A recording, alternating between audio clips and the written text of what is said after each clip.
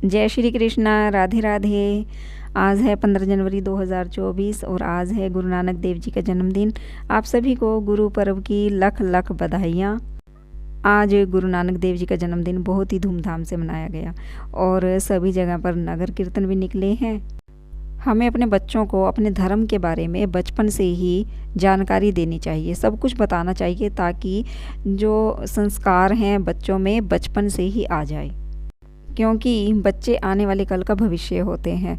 और ठीक भी है, जब बच्चों को बचपन से ही सभी जानकारी दे दी जाए तो उन्हें बड़े होकर पता होता है कि हमें अपने धर्म का कैसे सम्मान करना है, मानव का कैसे सम्मान करना है, मानवता को कैसे बनाए रखना है, भाईचारा कैसे बनाए रखना है। और जो हमारी संस्कृति है तो उसकी वैल्यू वो सब भी बचपन से ही पता चल जाती है, तो उसकी रिस्पेक्ट करते हैं, अपने धर्म का सम्मान करते हैं बच्चे बड़े होकर।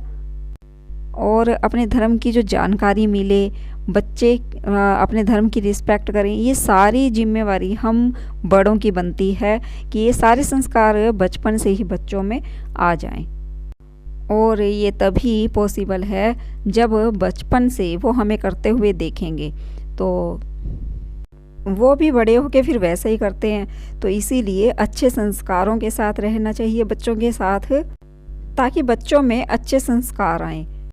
आप सभी को गुरु पर्व की बहुत बहुत बधाई। मैंने आपको पिछली वीडियो में बताया था कि लंगर का प्रसाद खाना चाहिए या नहीं खाना चाहिए, तो लंगर का प्रसाद हमें ज़रूर खाना चाहिए। अब आपके मन में ये आ रहा होगा कि मैंने अपनी वीडियो में कहा था कि मैंने ये प्रश्न आप सभी से क्यों पूछा, क्यों क्वेश्चन ये पूछा मैंने आप सभी से कि लंगर का प्रसाद खाना चाहिए या नहीं खाना चाहिए।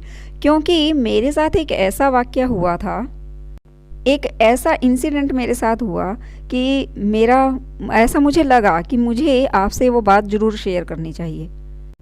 एक्चुअली हुआ क्या था कि मैं लास्ट टाइम जब वृंदावन गई थी तो वहाँ पर कुछ ऐसा हुआ कि जिसके कारण मुझे ऐसा लगा कि आपके साथ मैं ये बात शेयर करूँगी तो आप भी वो गलतियाँ नहीं दोहराएंगे।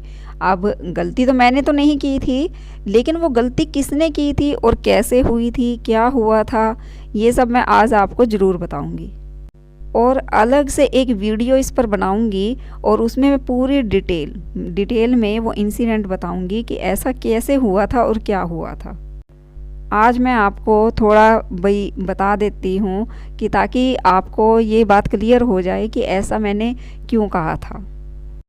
अब हुआ क्या था कि जब मैं लास्ट टाइम वृंदावन गई थी, अभी ये 1 मंथ भी हुआ नहीं है अभी, तो ये तब की बात है। तो हम 3-4 जने गए थे। अब हुआ क्या कि जब हम स्टेशन पर पहुँचे, हम बाय ट्रेन गए थे क्योंकि, तो जब हम स्टेशन पे पहुँचे हम वहाँ पर ट्रेन की वेट कर रहे थे। तो हुआ क्या, हम में से एक ने कहा कि अब की बार जो प्रसाद आएगा, जो भी लंगर हो या कहीं पर प्रसाद मिल रहा होगा, तो मैं वो नहीं लूँगी।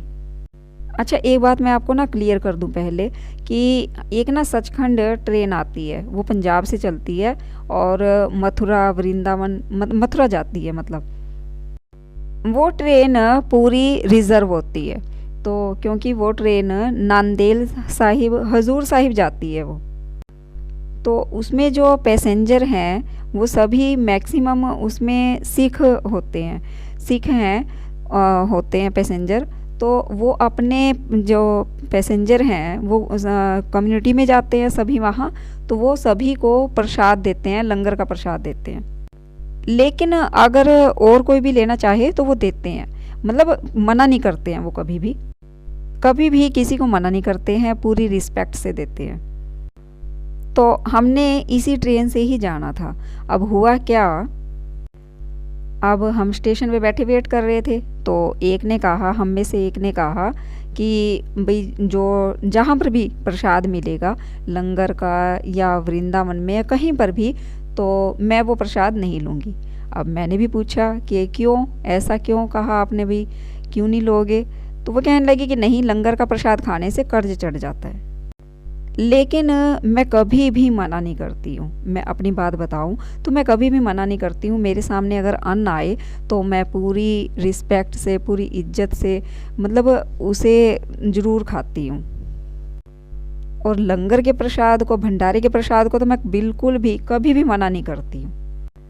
क्योंकि बचपन से ही एक बात मैंने समझी है, सीखी है, अपने धर्म से भी, अपने बड़ों से भी, सभी से, कि अन्न बड़ी मुश्किल से मिलता है, किस्मत वालों को मिलता है।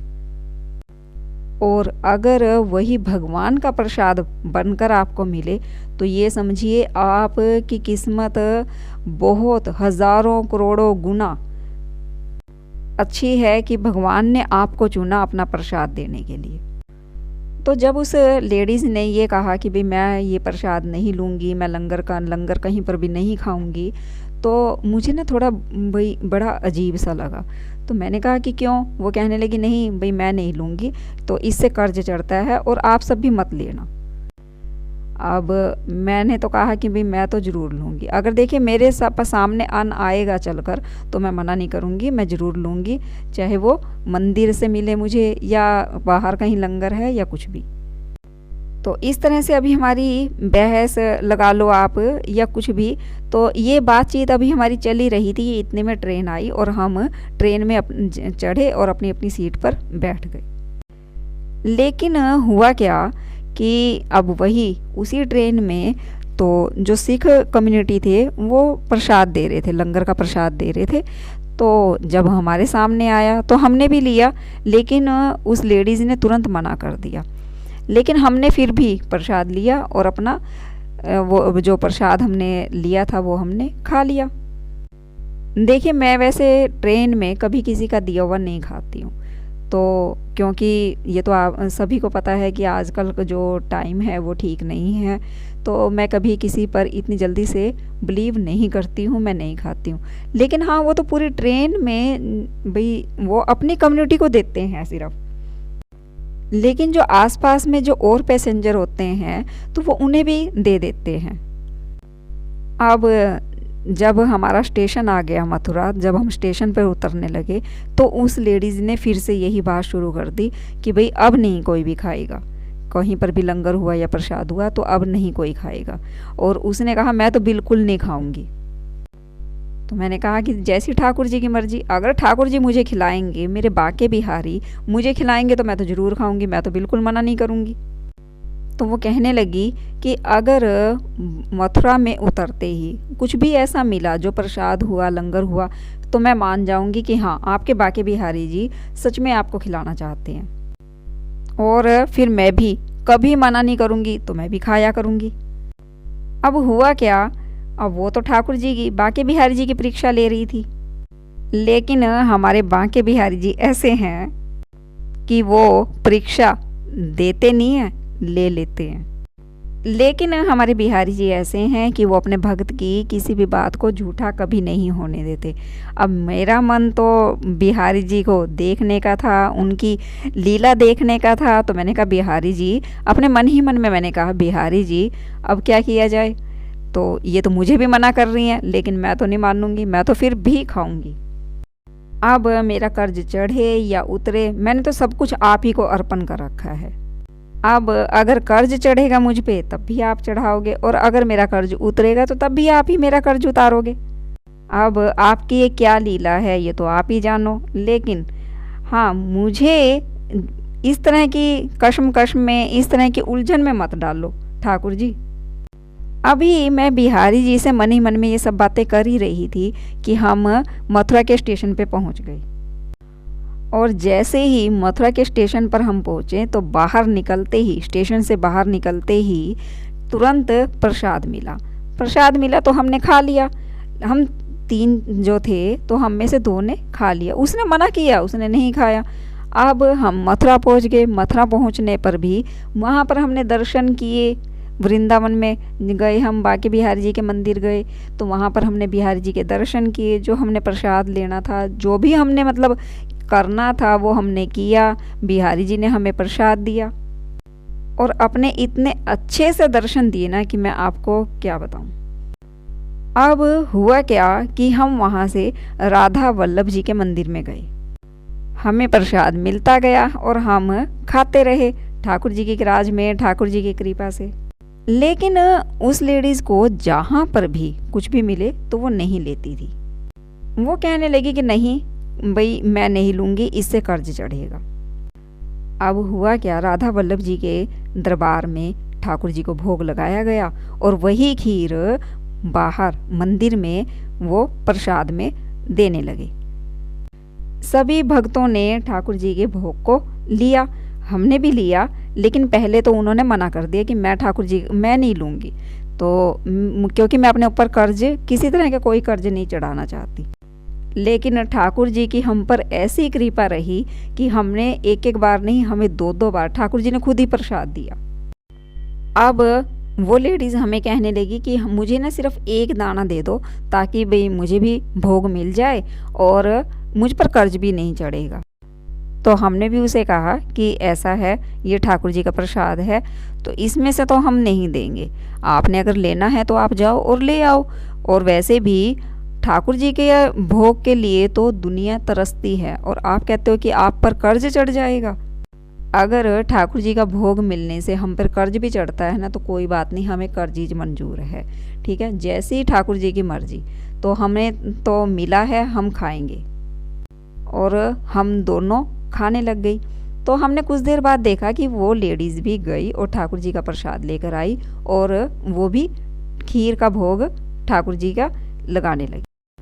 उसके बाद हम वहाँ से ठाकुर जी के दर्शन करने के बाद, भोग लेने के बाद, प्रसाद ग्रहण करने के बाद फिर हम गए इस्कॉन मंदिर। जब हम इस्कॉन मंदिर पहुँचे तो वहाँ पर भी कुछ ऐसा सिस्टम किया हुआ था। पहले हमने दर्शन करे, जब हम बाहर निकलने लगे तो जब हमें बाहर निकलने का टाइम हुआ तो उन्होंने कुछ ऐसा चारों तरफ से ना बंद कर रखा था और वहाँ से निकलने का जो रास्ता था वो इस तरह से घूम कर आता था कि सभी के हाथ में ना खीर के डोने थे। तो भाई हमने कहा कि चलो अब हम भी बाहर निकलते हैं, क्योंकि अब हमने दर्शन कर लिए हैं और अब बाहर निकल चलते हैं। तो वो लेडीज़ कहने लगी कि ठीक है, आप अगर आपने प्रसाद लेना है तो आप उधर चले जाओ और मुझे आप बाहर मिलना। हमने कहा ठीक है, हम चले गए। जब हम जा ही रहे थे, मतलब वो रास्ता इस तरह से डाइवर्ट कर रखा था कि सभी को उसी रास्ते से ही जाना था और उन्होंने सभी भक्तों को ठाकुर जी के भोग का प्रसाद दिया था। तो अब जब हमारा नंबर आया तो हमें भी वो ठाकुर जी का प्रसाद मिला और वहीं से उसी रास्ते से ही बाहर निकलना था। फिर उस लेडीज़ को भी हमारे साथ साथ निकलना पड़ा, क्योंकि और तो कोई रास्ता था ही नहीं बाहर निकलने का मंदिर से। और सभी को वो एक एक डोने में खीर का प्रसाद दे रहे थे ठाकुर जी के भोग का। अब जब उसका नंबर आया तो उसने मना कर दिया कि नहीं, मुझे नहीं चाहिए। वो फिर बाहर आ गई। जब वो बाहर आ गई तो अब हम प्रसाद खा रहे थे, मतलब मंदिर के बिल्कुल बाहर नहीं, उनके जो बाहर का बरामदा है वहाँ पर। तो अब हम वही प्रसाद का भोग जो थे वो ग्रहण कर रहे थे। तो वो कहने लगी कि बस मुझे एक दाना दे दो। अब वही फिर से, पहले तो राधा वल्लभ जी के मंदिर में हुआ और फिर अब इस्कॉन मंदिर में भी सेम यही हुआ। अब फिर हमने वही कहा कि आप जाकर ले लो, जब आपके सामने प्रसाद आया है तो आपने मना क्यों किया। तो वो कहने लगी कि नहीं, मैं नहीं लूँगी, कर्ज चढ़ता है। तो फिर वो कहने लगी कि मैं तो सिर्फ वहीं खाऊंगी कि जहाँ पर हम रुके हुए हैं, तो जो हम वहाँ पर चार्जेस देंगे रुकने के, उन्होंने वहीं पर ही कह रखा है कि खाना जो है वो यहीं पर ही है, फ्री में, बीच में। तो हमने कहा कि वहाँ पर फ्री में क्यों है, वहाँ पर भी तो चार्जेस दे रहे हैं। चलो ठीक है कि वो खाने का अगर जो बीच में नहीं ले रहे हैं तो फिर आप बाहर से लेकर खाओ अपने पैसों से। तो आगे की वीडियो लंबी ना हो, इसीलिए मैं नेक्स्ट वीडियो में आपको बताऊंगी। अगर वीडियो अच्छी लगी है तो वीडियो को लाइक कर दीजिए, शेयर कर दीजिए, सब्सक्राइब कर दीजिए। जय श्री कृष्णा, राधे राधे।